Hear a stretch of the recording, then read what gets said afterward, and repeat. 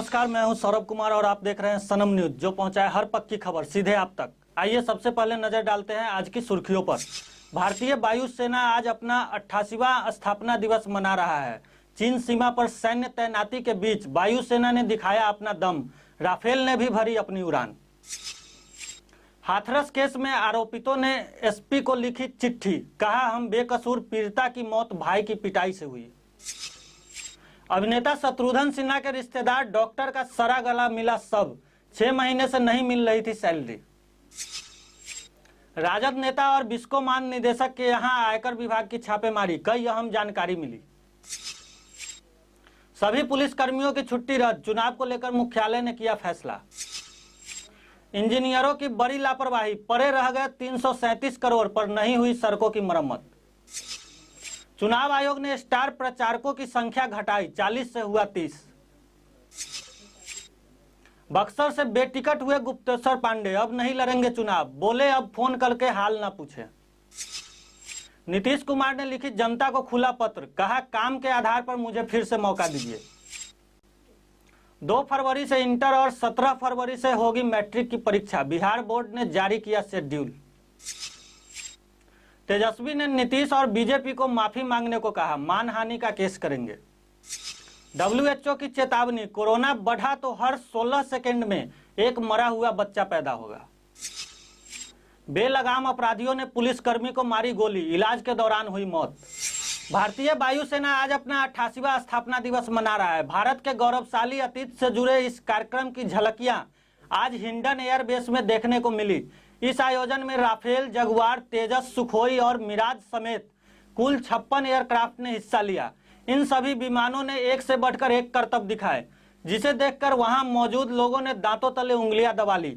इस प्रदर्शनी में पहली बार राफेल की भी चमक देखने को मिली। हाथरस कांड की सच्चाई सामने लाने के लिए यूपी सरकार ने मामले की जांच सीबीआई को सौंप दी है। वहीं दूसरी ओर जेल में बंद सभी 4 आरोपितों ने एसपी को चिट्ठी लिखकर खुद को बेकसूर बताया है। एसपी को लिखे पत्र में आरोपियों ने कहा है कि ये लोग पीड़िता के दोस्त थे, इनकी आपस में बातचीत भी होती थी, लेकिन इन लोगों ने कुछ नहीं किया, बल्कि पीड़िता की मां और भाई ने उसकी बेरहमी से पिटाई की, जिस वजह से उसकी मौत हो गई। पटना के रहने वाले डॉक्टर और फिल्म अभिनेता शत्रुघ्न सिन्हा के रिश्तेदार एक डॉक्टर का सड़ा गला शव बुधवार को गोड्डा के पोडैया हाट में उनके आवास से बरामद किया गया।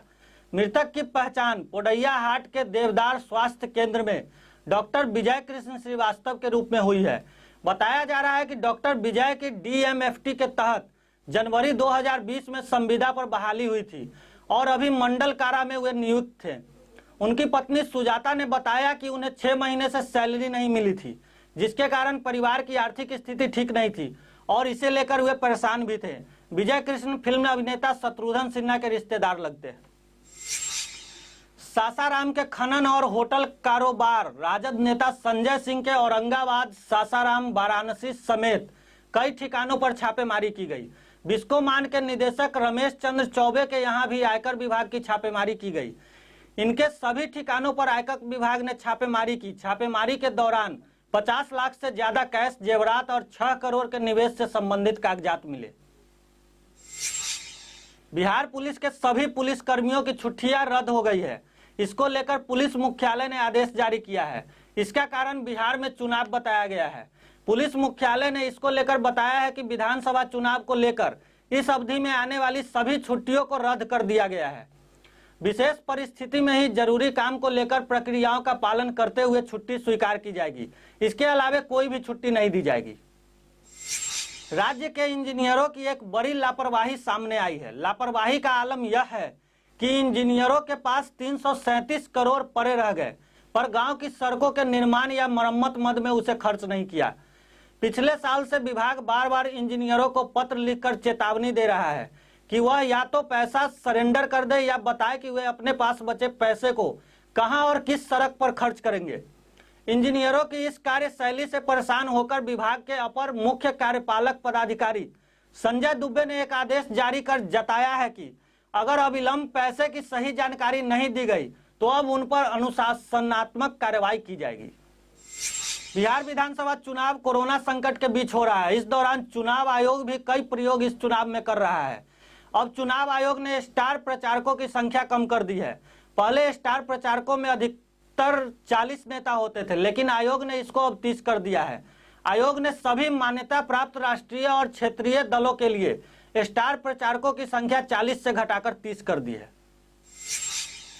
बिहार के पूर्व डीजीपी गुप्तेश्वर पांडे विधानसभा चुनाव लड़ने से तौबा कर लिए हैं। बक्सर से बेटिकट हुए गुप्तेश्वर पांडे का बक्सर से टिकट लेने के सारे दांव पेच फेल हो गए, जिसके बाद वे विधानसभा चुनाव नहीं लड़ने का फैसला किया है। गुप्तेश्वर पांडे ने बीजेपी से भी टिकट नहीं मिलने के बाद लिखा कि अपने अनेक शुभचिंतकों के फोन से मैं परेशान हूं। मैं उनकी चिंता और परेशानी भी समझता हूं। मेरे सेवा मुक्त होने के बाद सबको उम्मीद थी कि मैं चुनाव लड़ूंगा, लेकिन मैं इस बार विधानसभा का चुनाव नहीं लड़ रहा। हताशा निराश होने की कोई बात नहीं है, धीरज रखें। मैं जीवन भर जनता की सेवा में रहूंगा। कृपया धीरज रखें और मुझे फोन न करें। बिहार विधानसभा चुनाव का प्रचार शुरू होने से पहले नीतीश कुमार ने बिहार के वोटरों को खुला पत्र लिखा है। नीतीश कुमार ने लोगों से काम के आधार पर वोट करने और उन्हें फिर से मौका देने की अपील की है। अपने पत्र में लिखा है कि वह जनता को धन्यवाद देते हैं कि उन्हें 2005 से बिहार की सेवा करने का मौका मिला है। उन्होंने समाज में अमन, चैन और भाईचारा लाया, डर का माहौल खत्म किया और सभी क्षेत्रों में विकास किया। शिक्षा और स्वास्थ्य पर विशेष ध्यान दिया गया है और छात्र छात्राओं को साइकिल, पोशाक और छात्रवृत्ति भी दी गई। अस्पतालों में इलाज की बेहतर व्यवस्था की गई। नीतीश कुमार ने कहा कि उन्होंने 7 निश्चय के जरिए बिहार की तस्वीर बदलने की कोशिश की। बिहार बोर्ड ने मैट्रिक और इंटर की परीक्षाओं की तारीखों का ऐलान कर दिया है। 17 से 24 फरवरी तक मैट्रिक की परीक्षा ली जाएगी, जबकि 2 से 13 फरवरी तक इंटर की परीक्षा का आयोजन होगा।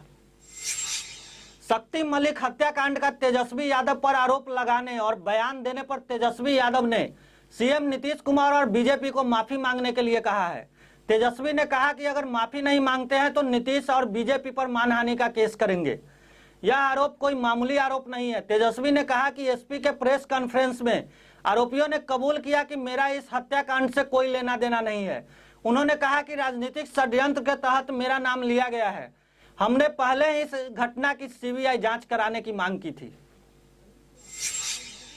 विश्व स्वास्थ्य संगठन WHO, संयुक्त राष्ट्र बाल कोष यूनिसेफ और उनके सहयोगी संगठनों ने चेतावनी जारी कर कहा है कि कोरोना महामारी से प्रेग्नेंट महिलाओं और उनके गर्भ के लिए खतरा पहले से बढ़ गया है।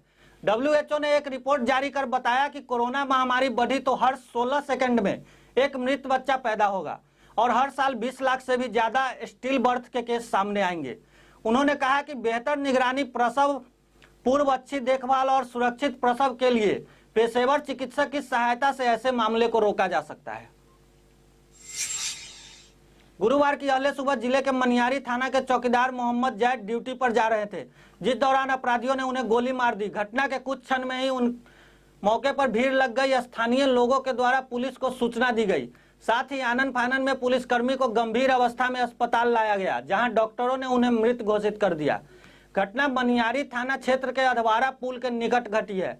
मृत पुलिसकर्मी मनियारी थाना क्षेत्र के मुरादपुर के निवासी थे। फिलहाल के लिए इतना ही। आगे की खबरों के लिए हमारे साथ बने रहिए और देखते रहिए